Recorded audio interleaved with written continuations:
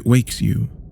Not the moan of a withered hag or the fleeting voice of a dead man, but the low trill of wind slipping past your window, air being pressed into a hushed breath.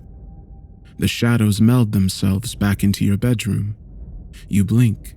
The blurred, hazy object of your alarm clock focuses back to existence. 2:48 a.m., the numbers decree. You don't want to be awake.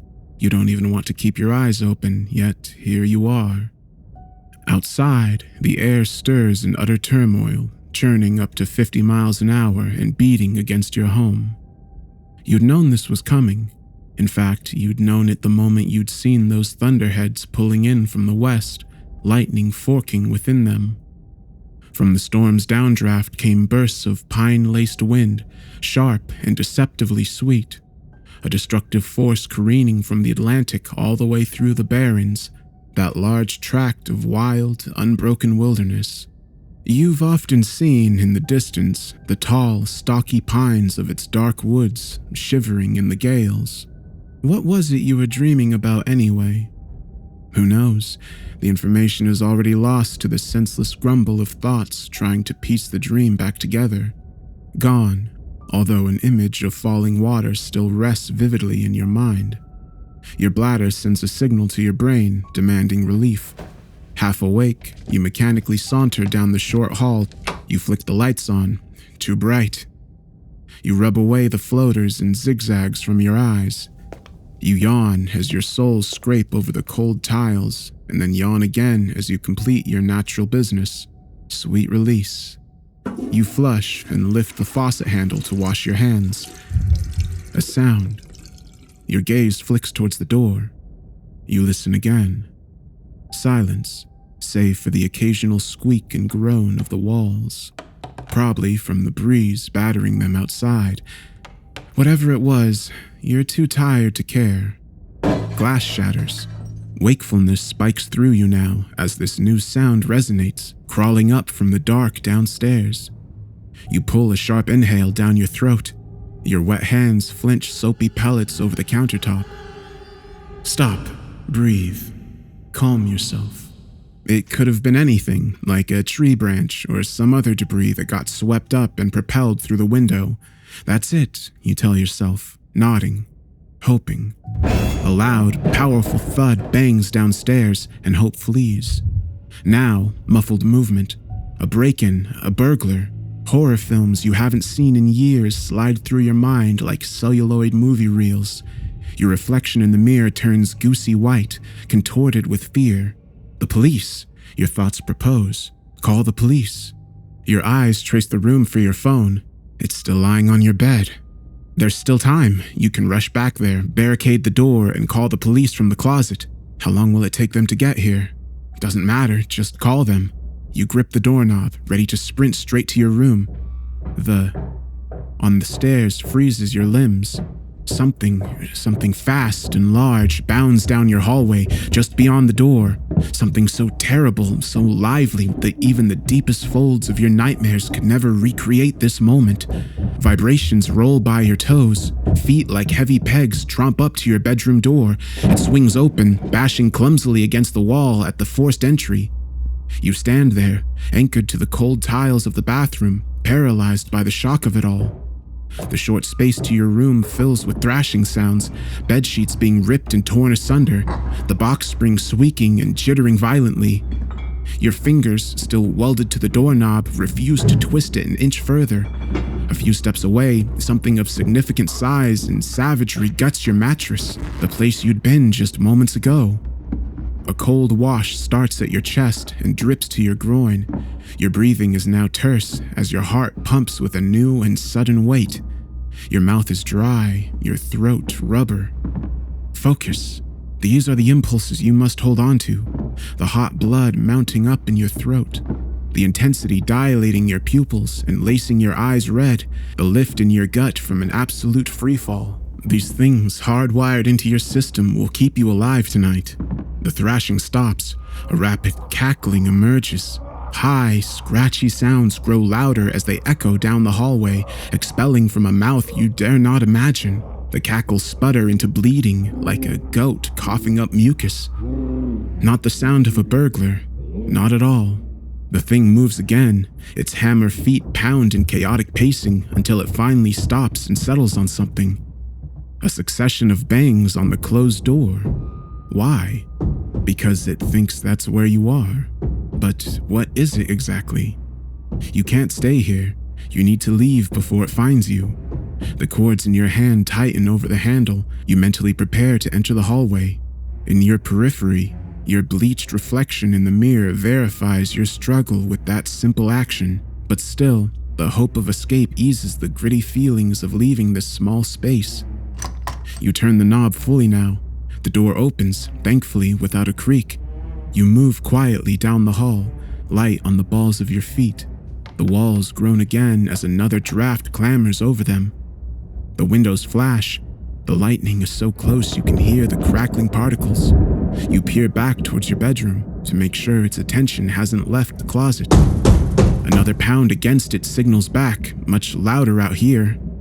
You continue, each measured step as slow as possible. Just one sound, one small little thump in the carpet. That's all it will take to alert something truly horrible. As you draw closer to the stairs, a sullen urgency pushes you to move just a little faster. You have the screaming urge to run, to barrel down the stairs and leap out of the front door in nothing but your underwear, but you resist. Judging by how quickly it had closed the gap from the stairs to your bed, you have no difficulty guessing who would win in a mad scramble, not without a head start at least. A terrible crash reverberates behind you. The closet has been freed from its hinges. Heavy feet start moving again. It's coming. You kick off from your heels and practically vault the rest of the way. You round the stairs and take the first few steps. The grandfather clock that you had kept in the entryway has toppled on its face and now blocks the front doorway. No, not toppled, pushed. Chunks of glass riddle the floor from the broken window in the living room. You could push the clock out of the way, open the door just enough to slide through and get out, but there's no time. Deranged chatters move down the hallway behind you. It's closing in fast. Your bare soles clap down the stairs. You reach the bottom and wind around to the living room. Pain jolts up your leg. A sharp bit of glass has pricked into your toe. The shard crunches and embeds itself deeper into the nerve. Desperate, you fall towards the coffee table and roll beneath it. Heavy stomps now bang all the way down to the bottom step. You put a hand over your mouth. You squeeze your eyes shut. Another sickish bleat croaks out of the thing. It wanders the room. Wind whips through the broken window, kicking up the drapes.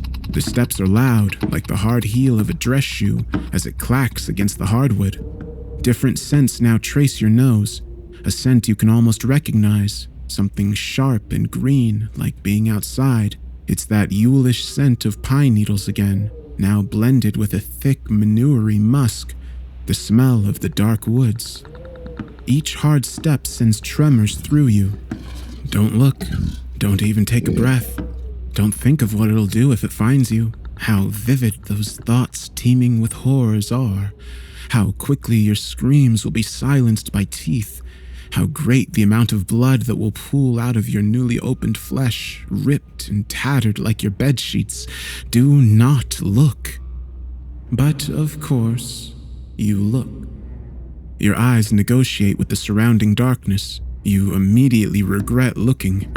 The deep sting in your foot no longer reaches you. The shock numbs the bulking fear welling up in your chest. Long, black legs canter near you. Tiered with fur, they're like the legs of a winter-skinny deer capped with bony, cloven hooves. Behind them, snakes of forked, leathery tail. A mouth you cannot see clicks its cuspids. The thing whoops loudly and then cackles like a hyena. No, your thoughts murmur, like the devil. The bony feet circle around and vanish into the black gap of the kitchen. A chair scoots as though brushed involuntarily. A clatter of things clang into the floor, pots and pans falling from their racks. You cautiously adjust your placement beneath the table. The pain in your soul sharpens again. Are you bleeding? Will it be able to smell the blood, to taste it lingering in the air? No. If that were the case, it would have found you by now. A vision you don't feed for very long. Perhaps you can wait it out, stay hidden until it gives up and moves on. A vain hope. It heard you run down the stairs. It knows you're still in here somewhere. You allow yourself to swallow, feeling unhinged by it all. This isn't your house anymore. It is somewhere else, some dark side of some distant planet you don't belong on, a place where something with hooves is stalking the halls, looking for you. The back door, maybe? No. You recall how the rollers were starting to stick and squeak lately, far too loud. And even if you did manage to squeeze through in time, the thought of having to outrun the thing fills you with immense dread. You look to the broken window. The frame is spiked with shards waiting to slice through an artery, not to mention all the scattered fragments your feet would surely find again. Running would be impossible then. An idea suddenly clicks. The car keys. You'd left them on the kitchen counter. They should still be there, mockingly close. If you can just reach them and sneak into the garage, you can get out of here. That, you reflect, sounds like a good plan. The thing migrates from the kitchen and moves down the hall. Its cloven feet thump down more stairs. The basement. It must think you've gone there. That will buy you some time. Not very much, though. Out you go from the coffee table. You breathe softly, small jitters rattling your lungs. You pause a moment to brush a few fingers across your foot to get the glass out. It works some, but you'll need tweezers to get the rest of those evil bits. In the kitchen, you glance about for your keys. Some pans and a dirty skillet litter the floor. The spice rack has toppled, and a feathery art piece of garlic powder has formed on the porcelain. You move forward toward the counter with cautious steps. From the lower level, a muted crash rises up. Something else has been shoved forcefully over. Hurry! You spot the keys. You stretch out your blood-speckled fingers and curl around them, carefully lifting them as to not let them jingle in your grip. Another thought dawns on you and leads your hand next to the cutlery drawer. Sharp metal things rattle inside as you open it, much too loud for comfort, but you find and grab the sharpest knife there, so the noise is well worth it. A calculated risk. Having both the keys and the knife in your hands offers a small dose of victory, but you still need to make it down the hall, past the basement stairwell and into the garage. You peer down the corridor and hug the wall as you walk it. You pass by the basement quickly, imagining, just for a moment, something ready to screech its way out of the pitch. But in just a few paces, you've reached the doorway to the garage. You grab the doorknob and pull the door open. A new sound reaches you from behind, a wet, acknowledging grunt.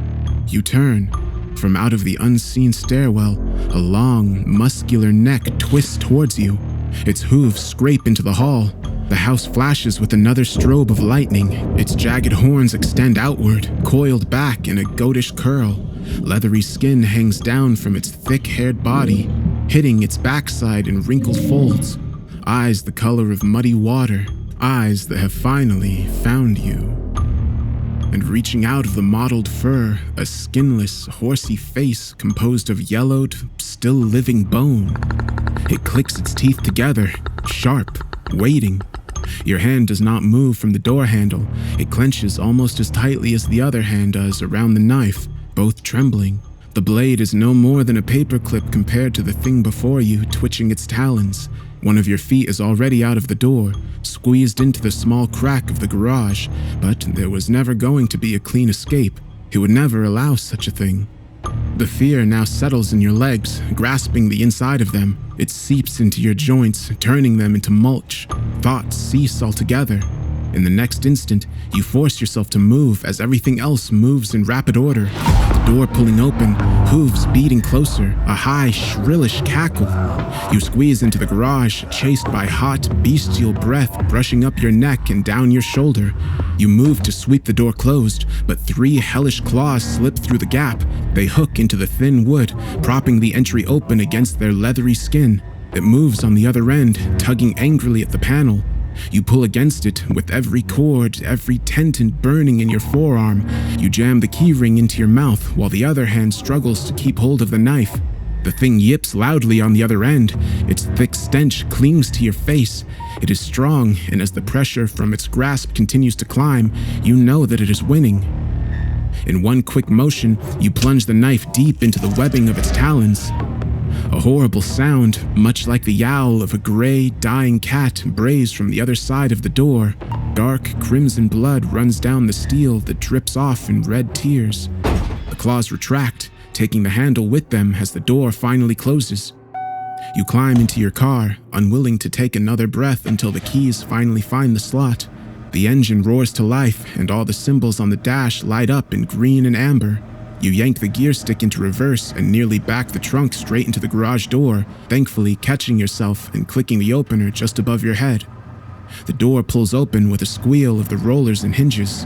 Even before the metal sheet comes to a stop overhead, you back out and slope down the street. Hands still shaking, you simultaneously switch the gear to drive and slam a hurt foot over the gas pedal. The car peels down the road, revving higher and higher until your house and street are out of sight completely. You look to the rear view, partially anticipating to see it back there, standing tall and upright beneath a street lamp, but there's nothing. You've done it. You've escaped. Your wide, veiny eyes find the road again, as a spasm of wind nearly knocks you off course.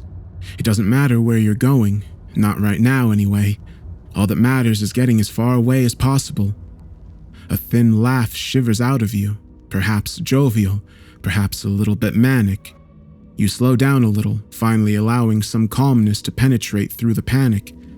The wind still howls and sweeps over your vehicle, but as it quiets, a different sound rises behind it, like two heavy tarps flapping about. You look at the side mirrors and again at the rear view. Did you just see something? A thud sounds on the roof. You take another breath and depress the accelerator.